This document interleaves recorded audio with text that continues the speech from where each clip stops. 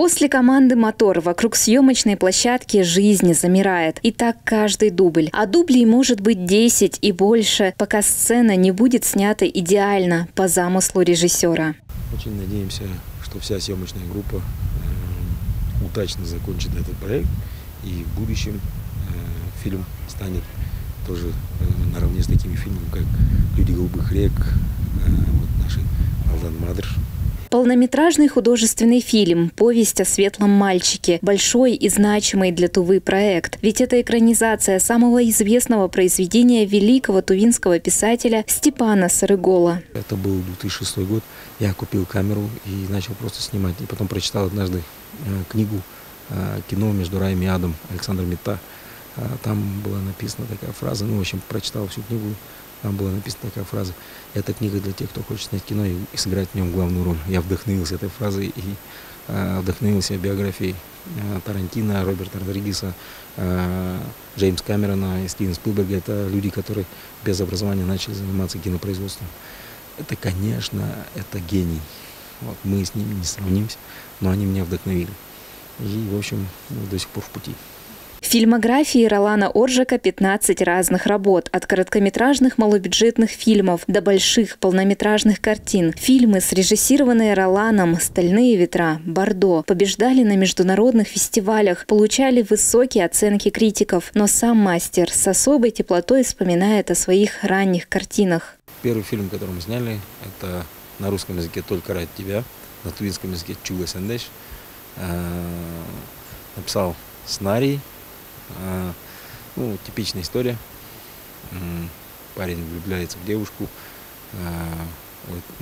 У него есть подружка, он влюбляется в нее, дружит, и потом появляются некоторые такие плохие парни, которые мешают жить. На сеансы фильма «Чугле Сендеш» выстраивались очереди. Это был кассовый успех. Зал был полон, зрители были рады родному тувинскому кино. И, как считает сам режиссер, нет выше похвалы, чем радость зрителя. Было очень тяжело, на самом деле. Это впервые тоже я сталкивался с этой работой. Все осваивалось в процессе. Сейчас, конечно, так бы я не рискнул. Но тогда я просто был помоложе. Была такая отчаянность. Была, скажем так, смелость, я не знаю. Мне казалось тогда, что могу перевернуть все горы, могу сделать все. И прям такая была большая энергия.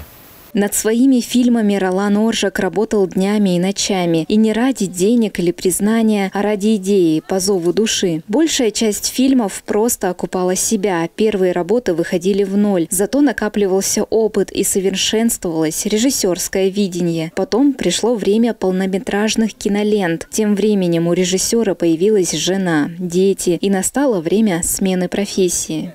Уже подумал завязывать вообще с кинопроизводством. Потому что это на самом деле тяжелая профессия, это очень тяжелый труд. Это реально производство, это огромное производство, собирать много людей, организовывать, написать сценарий. И я тогда начал уставать. Я потом решил заняться бизнесом, то есть торговлей, потому что уже дети, у меня уже было 3 детей, они были маленькие, их надо кормить. Поэтому производство фильмов, это не так хотелось бы, чтобы можно было прокормить семью. Талантливый режиссер работал менеджером, предпринимателем, занимал административные должности, открывал киношколы и студии, работал видеографом, оператором, актером и каждый раз возвращался в кино. Теперь же судьба привела его к съемкам «Повести о светлом мальчике». Финальный кадр. То, что творческая интеллигенция идет в политику, не новость. Ролан Оржак в этом году участвует от «Единой России» в выборах Верховного Хурала. Конечно, мы не могли не спросить Ролана, зачем он баллотируется в депутаты Верховного Хурала. Как в качестве народного избранника он может помочь сделать жизнь в республике лучше. Могу развивать кинопроизводство, которое будет очень, скажем, смотрибельным за рубежом, потому что наша этнографическая культура, наша духовная культура, наши традиции, все это очень уникальная вещь. И вот эти, скажем, традиционные наши культурные особенности надо показывать всему миру, таким образом привлекать также и основу как туризм, допустим. Да? У нас очень яркий туристический регион, что надо очень активно развивать. Кино является номер один по, скажем, по распространению, по информированию нашего региона с позитивной точки зрения по развитию туризма, допустим. Вот. Это все, на мой взгляд, я уже поспел к, скажем, к помощи нашего региона в развитии в данных направлениях. Со съемочной площадки фильма «Повесть о светлом мальчике» Мария Стручкова, Гультыгина Шина, Денис Мангуш, 108 канал.